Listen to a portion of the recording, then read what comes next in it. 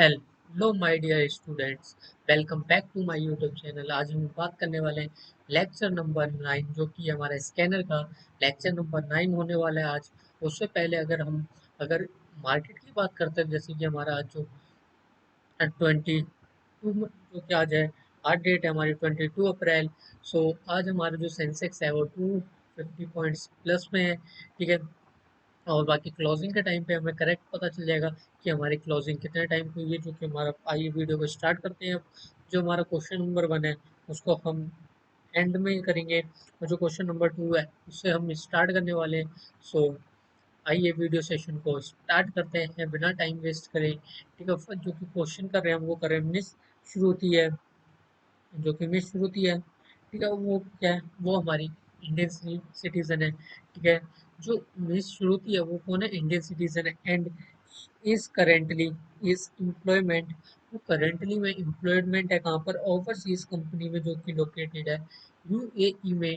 ठीक है। जो कि मिस श्रुति है वो कौन है, इंडियन सिटीजन। इस चीज को ध्यान रखेंगे। और जो करेंटली एम्प्लॉयड है वो यूएई में है, जो कि ओवरसीज कोई कंपनी है उसके अंदर में वो एम्प्लॉयमेंट है। And during the previous year है, ठीक है, 24 to 25, and she comes to India. She comes to India यानी कि विजिट इंडिया का केस है हमारा, विजिट इंडिया। विजिट इंडिया का केस है। ठीक है। उसके अंदर में स्टे दे रखा है, 157 डेज का स्टे है।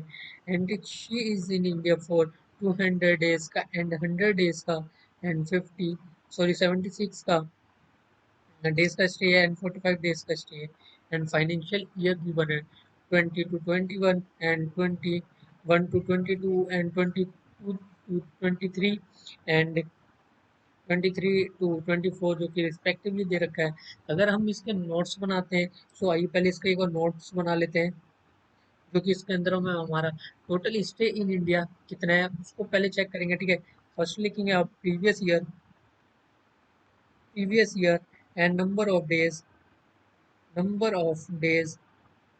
ठीक है। जो कि हमारा प्रीवियस ईयर में कौन सा था, 21 to 22, कितने डेज का स्टे था, वो था हमारा 200 डेज का।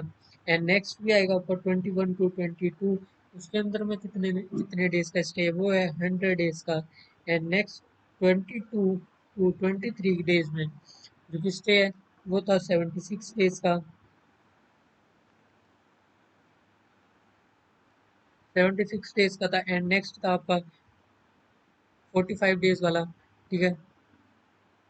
वो था स्टे 23 to 24 में स्टे है 45 डेज का। ठीक है। अगर टोटलिंग करते हैं तो कितने नंबर ऑफ डेज कितना स्टे इन इंडिया है, सो करते हैं 200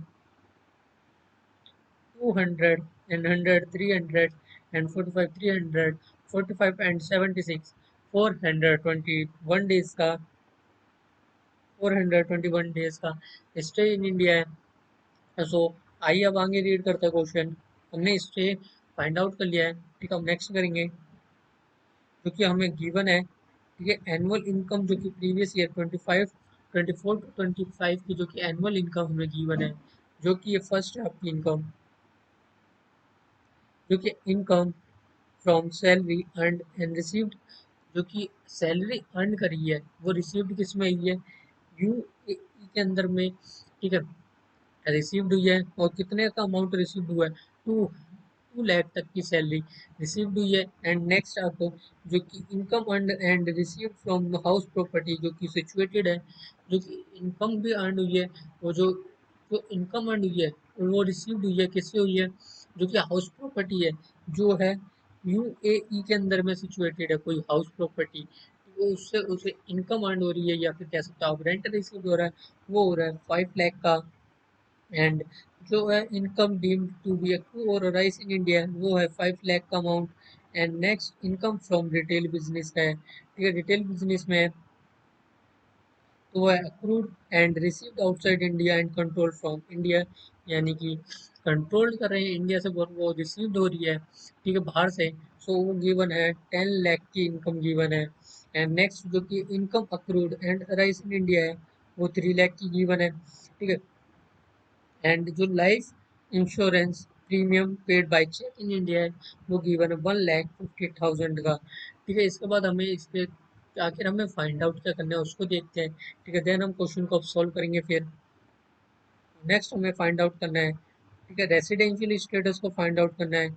एंड मिस श्रुति का for the assessment year given है 25 to 26 and support your answer with computation, यानी कि हमें कंप्यूटेशन करना है एंड सपोर्ट करना है हमें क्वेश्चंस को। तो आइए करते हैं हम।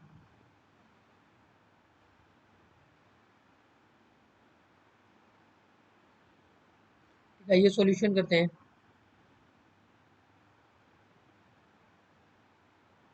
हमने नंबर ऑफ डेज का स्टे तो निकाल लिया है। ठीक है, इसके बाद आइए करते हैं हम सॉल्यूशन। नेक्स्ट देखिए, miss Shruti is an Indian citizen. या क्वेश्चन में हमें गिवन था जो मिस श्रुति है वो कौन है, इंडिया की सिटीजन है, इंडियन सिटीजन है, ये इंडियन सिटीजन है। और वो एम्प्लॉयमेंट है, इन एम्प्लॉयमेंट इन यूएई में। She comes on a visit India visit to India during the previous year 24 to 25, 24 to 25 जो कि प्रीवियस ईयर है। देन उसका गिवन है स्टे है for 157 days, 57 days, and her stay in India in the for immediately immediately immediately preceding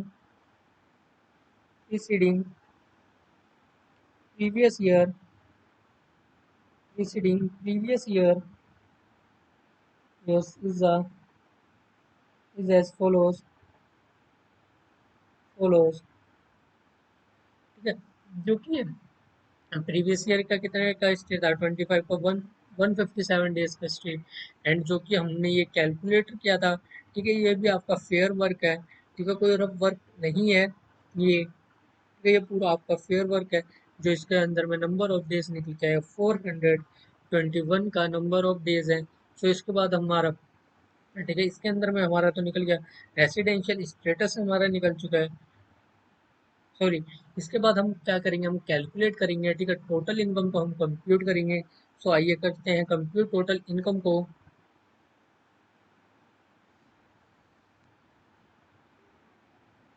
computation और जो कि हमारा जो रेसिडेंशियल स्टेटस है, ठीक है, वो अभी तक हमने फाइंड आउट नहीं किया। अब हम करने वाले कंप्यूटेशन करेंगे टोटल इनकम को। Computation of total income, total income of miss Shruti excluding excluding excluding income from foreign sources,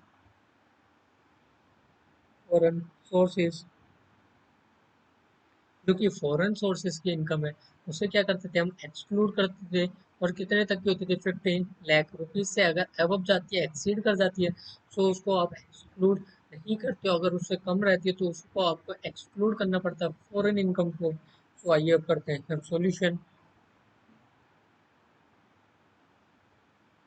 लिखेंगे particular and amount. And particular में आप लिखेंगे income from salary, income from salary, income from salary earned earned and received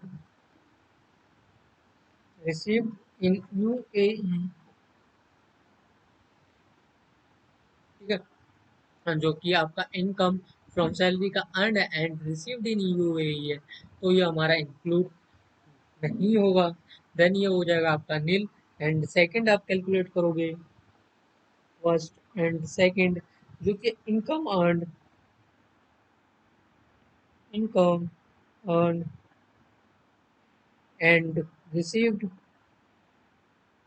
and received and received from a house property house property house property situated in UAE, जो कि situated है house property, वो कहाँ पर है, UAE के अंदर में। देन इससे भी जो आपको रिसीव्ड होगा, जो भी रेंट रिसीव्ड होगा, ठीक है, जो भी आपकी इनकम होगी हाउस प्रॉपर्टी से, वो भी हमारे इंडिया के अंदर में इंक्लूड नहीं होगी। नेक्स्ट हमारा थर्ड पॉइंट आएगा, ठीक है। थर्ड पॉइंट में क्या था, income deemed and accrue to be arise in India है, ठीक है। तो जो कि income income deemed deemed to accrue और arise in India, arise in India, देखते हैं इसका अमाउंट कितने का गिवन था। थर्ड का अमाउंट गिवन था हमारे पास 5 लाख का अमाउंट गिवन है, ठीक है। लिखेंगे 5 लाख,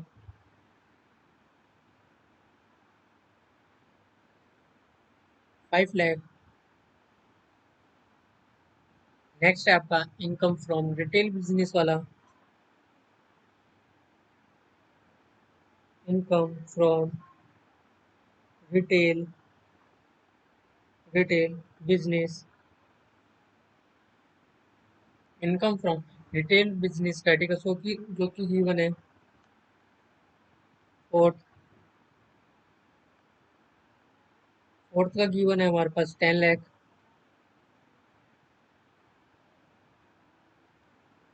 10 लाख, 10 लाख गिवन है। एंड जो फिफ्थ फिफ्थ है income accrued and arising arising in India, जो कि गिवन है 3 लाख का अमाउंट, 3 लाख, ठीक है।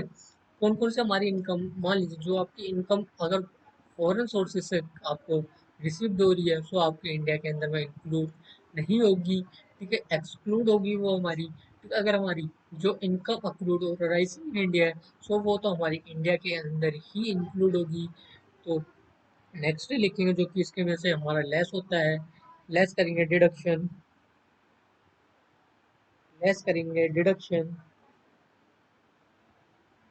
डिडक्शन अंडर सेक्शन 80C, ठीक है, जो कि LIC प्रीमियम पे ही पेड है, जो कि चेक चेक से है, वो भी इंडिया के अंदर में।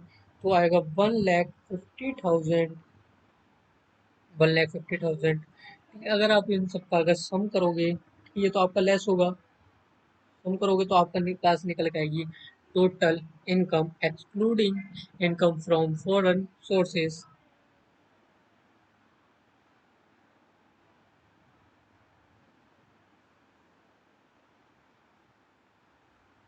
टोटल इनकम, ठीक है। सम करते हैं, फर्स्ट का गिवन है 5 lakh and next is your 10 lakh, तो ये हो जाएगा आपका 15 लाख एंड 3 लाख जो किया जाएगा, ठीक है। यानी कि उसमें से 1,50,000, यानी कि 1,50,000 इसका बैलेंस बचेगा। अगर कर देंगे तो इसका बैलेंस बचेगा 1,50,000, यानी कि ये हो गया हमारा 15 लाख, एंड हमारा आ जाएगा 16,50,000 is your total income, 16,50,000 that is your total income बाद हम फाइंड आउट करेंगे रेसिडेंशियल स्टेटस को हम फाइंड आउट करेंगे। सो आइए अब रेसिडेंशियल स्टेटस को फाइंड आउट करते हैं। क्योंकि हमारा स्टे निकाल लिया था हमने, ठीक है। उसके बाद हमें क्या फाइंड आउट करना पड़ता है, हमें क्या चेकआउट करना पड़ता है, वो चेकआउट करना पड़ता है हमें बेसिक कंडीशंस को हमें चेकआउट करना पड़ता है। अगर हमारी बेसिक कंडीशंस को अगर फुलफिलमेंट करता है, सो हम क्या कह देते हैं, वो हमारा रेसिडेंशियल स्टेटस हो जाता था। अगर हम रेसिडेंशियल स्टेटस को चेकआउट करते हैं, तो उससे हमें क्या पता चलता था, उससे पता चलता था हमारा ordinary resident and not ordinary resident. तो आइए लिखेंगे कुछ कंडीशंस, पूरा हम स्टेप वाइज ही करेंगे।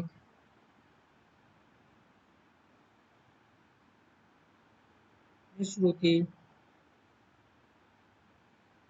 N Indian citizen, an Indian citizen, Indian citizen visiting India in the previous year, in the previous year 24 to 25 would be a resident in India, resident in India, resident in India for assessment year 25 to 26 if she satisfied satisfies either, लिखते हुए चलेंगे मेरे साथ में, ठीक है। either of the following of the following conditions conditions, ठीक है। कुछ कंडीशंस हैं जो कि हमारी बेसिक कंडीशंस हैं, ठीक है। अगर मान लीजिए जो बेसिक कंडीशन है, अगर बेसिक कंडीशंस में से अगर एक कंडीशंस को अगर सेटिस्फाइड कर जाता है, तो क्या कह देते हैं हम रेसिडेंशियल स्टेटस। अगर हमारी बहुत कंडीशन जो हमारी एडिशनल कंडीशन थी, अगर उनकी बहुत कंडीशंस को सेटिस्फाइड करेगा, तो क्या कहेंगे, हम कहेंगे उसे वो हो जाएगा हमारा, बहुत कंडीशंस को अगर सेटिस्फाइड करेगा तो हमारा ऑर्डिनरी रेसिडेंट। अगर एक या दोनों में से किसी भी कंडीशंस को सेटिस्फाइड नहीं करेगा, तो हम उसे क्या कह देते हैं, नॉट ऑर्डिनरी रेसिडेंट। आइए लिखते हैं first condition. First, he is he is in India for 182 days or more during the previous year 2024 to 25 is, ठीक है। जो कि स्टे इन इंडिया है, जो कि 182 डेज और उससे ज़्यादा का स्टे होना चाहिए इंडिया के अंदर में, ये आती है आपकी first condition. And second conditions की बात करते हैं, ठीक है। सेकंड कंडीशन आती है आपकी,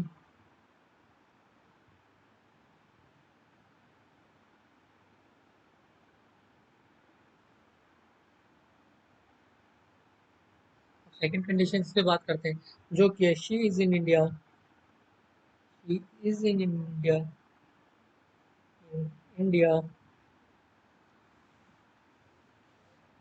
India for a period of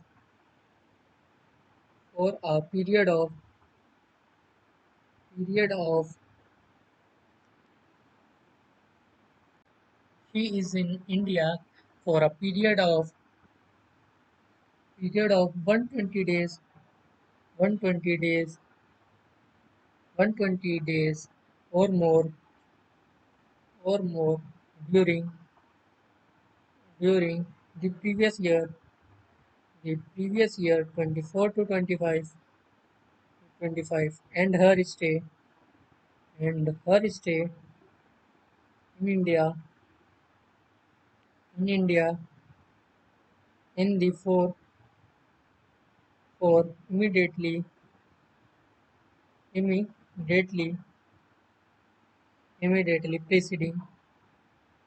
preceding previous year previous years is 365 days. 5 days और मोर। ये होगी आपकी बेसिक कंडीशंस।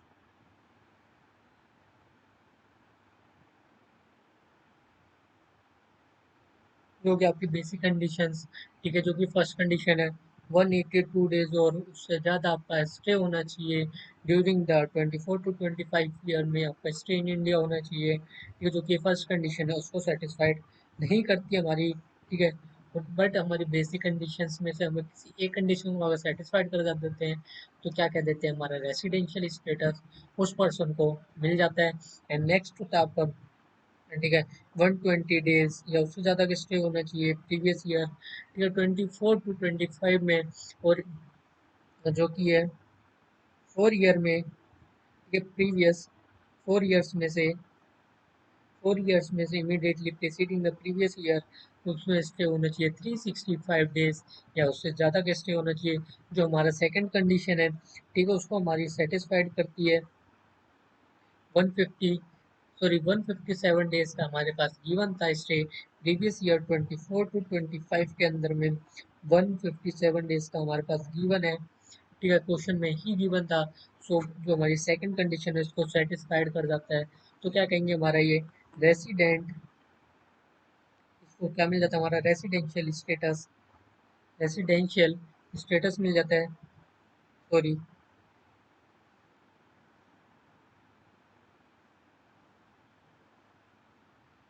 वो गलत लिखी थी, रेसिडेंशियल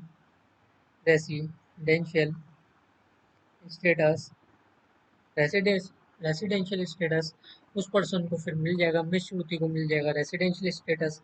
एंड बट हम ये सब पॉइंट्स में लिखेंगे, राइट डाउन करेंगे,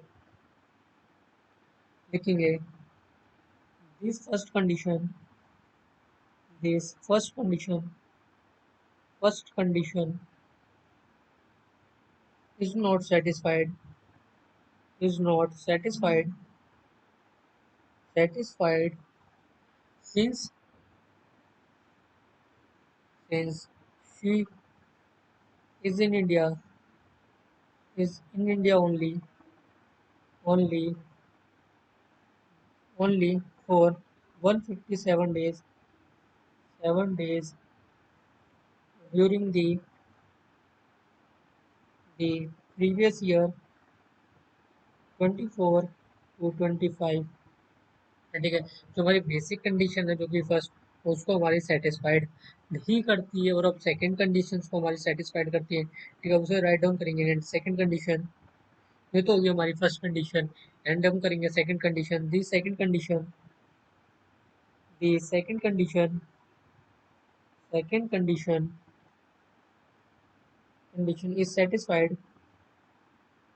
is satisfied since since she has stayed in India for 157 days 157 days during the previous year 24 to 25, and for 21 days in the for immediately immediately preceding preceding previous year,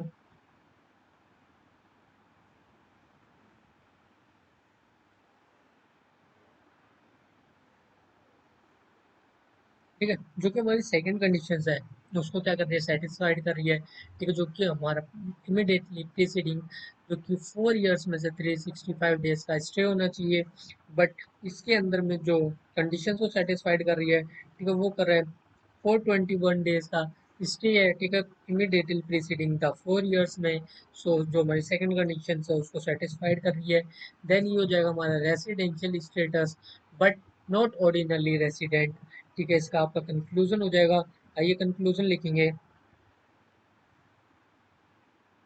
conclusion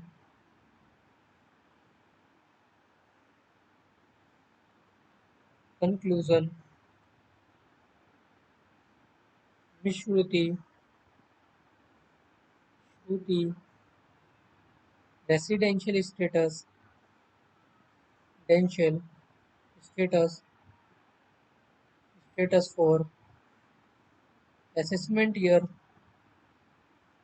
2025 to 26 and is resident, resident but not ordinarily, ordinarily resident.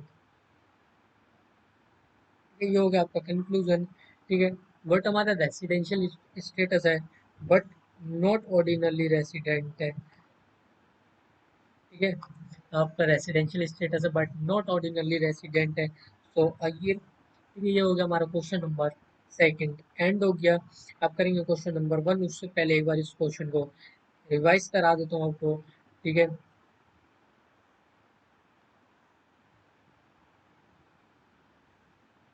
First of all जो कि हमें question के अंदर given था, जो कि stay given था, वो था 157 डेज का हमारे पास स्टे गिवन था।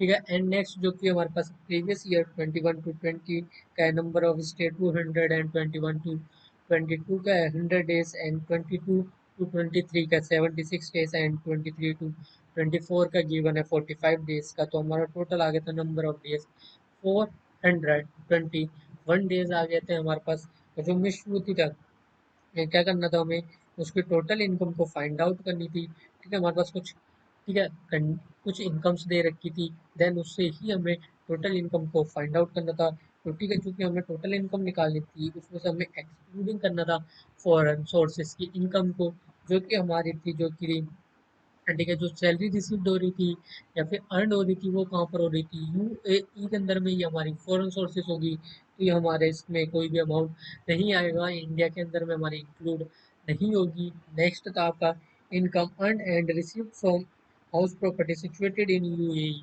यानी कि ये भी हमारा फॉरेन की होगी, तो ये भी हमारे इसके अंदर में इंक्लूड नहीं होगी इसकी इनकम। एंड नेक्स्ट जो कि था हमारा third, income deemed, income deemed to accrue और अराइज इन इंडिया के केस में, उसके अंदर में आपकी गिवन थी 5 लाख का अमाउंट। एंड नेक्स्ट जो कि आपका फोर्थ आता है, वो है आपका इनकम फ्रॉम रिटेल बिजनेस है। ठीक है, उससे इनकम हो रही है, वो हो रही थी 10 लाख की।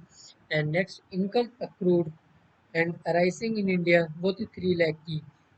ठीक है, और अगर हम यहाँ तक का अगर निकालते हैं, यहाँ तक अगर हम पूरा टोटलिंग करते हैं, तो हमारे पास निकल के आएगा ग्रॉस टोटल इनकम निकल के आएगा, जो कि 5 लाख। एंड जो नेक्स्ट गिवन है वो है 10 लाख की, तो आपका हो गया 15 लाख एंड 3 लाख, यानी कि 18 लाख की आपके पास आ जाती है, आपके पास ग्रॉस टोटल इनकम होगी आपके पास 18 लाख की।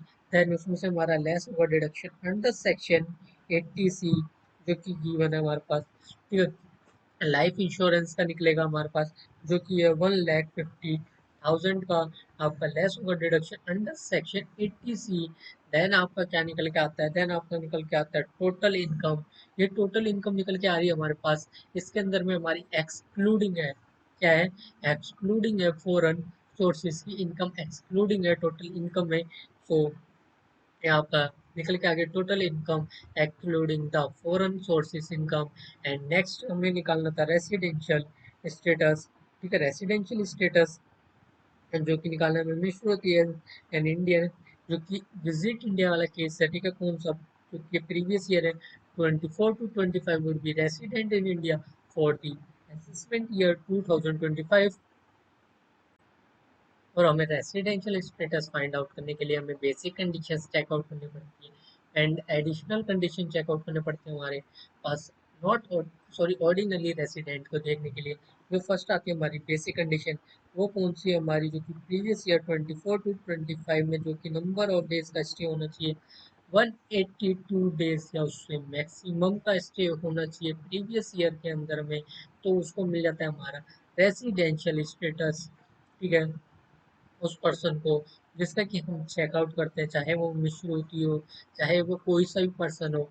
देन हमारी सेकंड कंडीशन आती है, जो कि आती है 120 डेज का स्टे होना चाहिए। ठीक है, यहाँ पे उससे ज़्यादा होना चाहिए। ठीक है, कौन से ईयर में, ड्यूरिंग द प्रीवियस ईयर जो कि है 24 to 25 का गिवन है, एंड इमीडिएटली प्रेसिडिंग द जो कि है नेक्स्ट इसी के अंदर में हमारी सेकंड कंडीशन भी आती है, जो कि प्रीवियस 4 ईयर में से आपका 365 डेज का आपका स्टे होना चाहिए इंडिया के अंदर में, आती है आपकी बेसिक कंडीशंस की सेकंड कंडीशंस।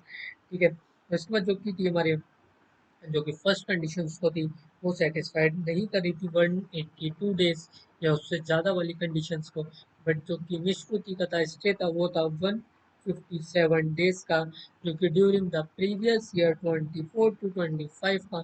एंड जो सेकंड कंडीशंस थी, सेकंड कंडीशंस को क्या करी थी, वो सेटिस्फाइड करी थी सेकंड कंडीशंस की। ठीक है, जो कि था स्टे था 157 डेज का during the previous year 2024 to 2025 का था, जो कि प्रीवियस ईयर। एंड जो कि स्टे था विश्वभूति का वो था 421 डेज का स्टे था, तो वन वो सॉरी 421 डेज का स्टे था। बट जो कि हमारी कंडीशन कहती है वो कितना कहती है, प्रीवियस 4 ईयर्स में से 365 डेज यानी कि 1 ईयर का स्टे होना चाहिए, कंपलसरी है 1 ईयर का स्टे होना। ठीक है, अगर उससे ज़्यादा होगा तो चलेगा, बट इतने का आपका, ठीक है, अब मान लीजिए आपका मिनिमम है, ठीक मैक्सिमम होगा तो बट चलेगा, इससे मिनिमम होगा तो हम क्या कह देंगे उसे, not ordinary sorry not resident status का उसे।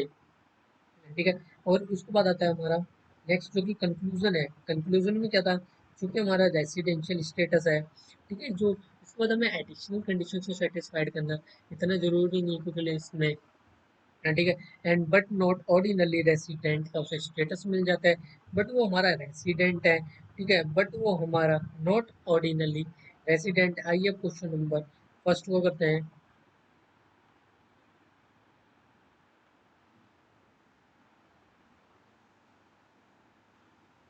और अभी तक आपने चैनल को लाइक शेयर एंड सब्सक्राइब नहीं करा है तो चैनल को लाइक शेयर एंड सब्सक्राइब करना ना भूलें, और एक अपना प्यारा सा कमेंट करके अपनी अटेंडेंस लगाएं। ठीक है, सो आइए हम करते हैं क्वेश्चन नंबर 1 को स्टार्ट करते हैं।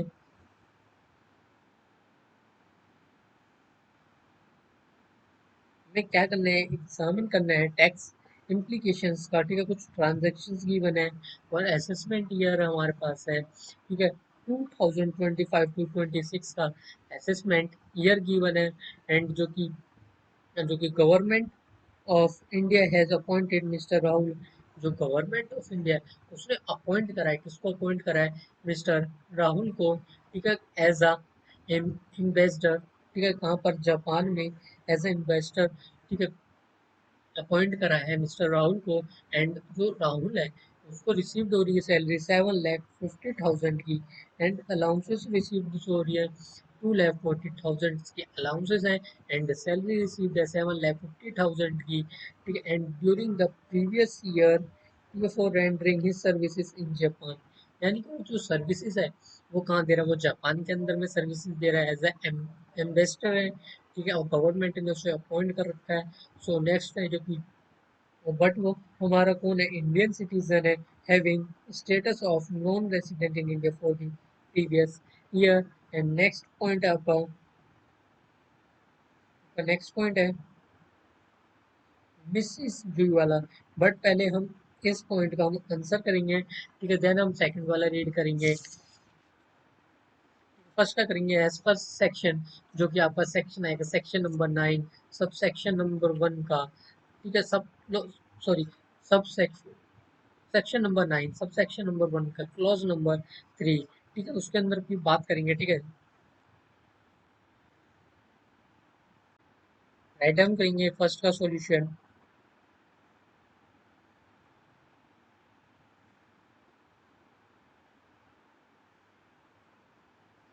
फर्स्ट का सॉल्यूशन फर्स्ट का सॉल्यूशन करेंगे एज पर सेक्शन, लिखेंगे as per section number 9 sub section number 1 clause number 3। ठीक है, जो कि कहते हैं हमारा salaries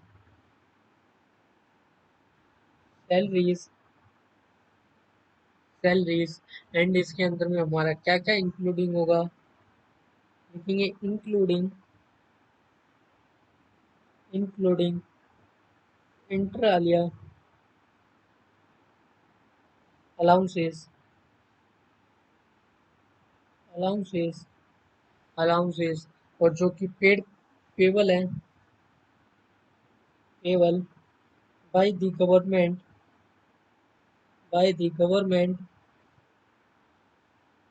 government, a citizen, a citizen in India। ठीक है, जो मिस्टर राहुल है वो कौन था? वो था सिटीजन था इंडिया का। जो गवर्नमेंट है वो पे कर रही है उसे। बट अगर जो हमारा जापान के अंदर में, तो उसका हमारा रेसिडेंट, जो कि हमारा रेसिडेंशियल स्टेटस को भी चेकआउट करना कंपलसरी है। बट जो अगर हमारा अगर एम्बेसडर है, एज अ एम्बेसडर, तो हमारा नॉन रेसिडेंट सिंपली हो जाएगा, क्योंकि उसका नंबर ऑफ डेज जो कि हमारा सेटिस्फाइड नहीं कर पाएगा, बेसिक कंडीशन को सेटिस्फाइड नहीं कर पाएगा, सो of India for services rendered, और services rendered rendered outside India, outside India, India be deemed shall be deemed deemed to accrue or arise arise in India. The salary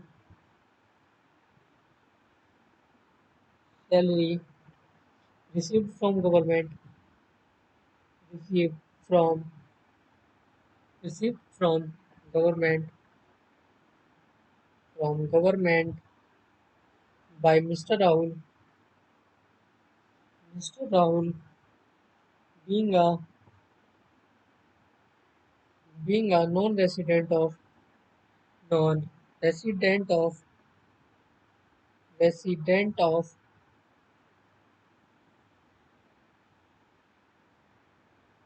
non-resident of rupees 7,50,000, 50,000 जो कि receive हो रही थी उसे salary. ठीक है, for rendering services, और rendering services services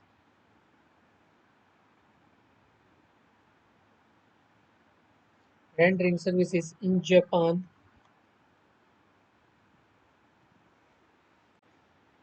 services rendering in Japan. And next है वुड बी, आगे लिखेंगे would be taxable taxable in his hands, in his hands after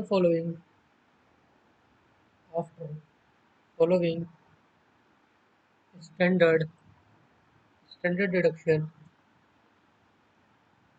standard deduction of rupees 1,50,000, sorry 50,000 का standard deduction है।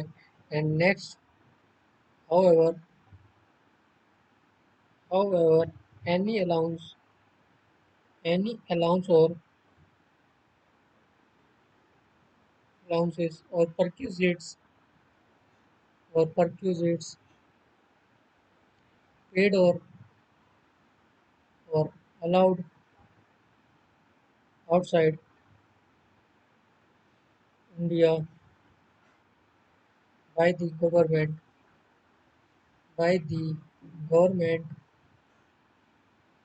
government who are citizen of India, who are citizen of India for rendering services services outside India, outside India, outside India will be will be fully exempt fully exempt under section 10 subsection number 7,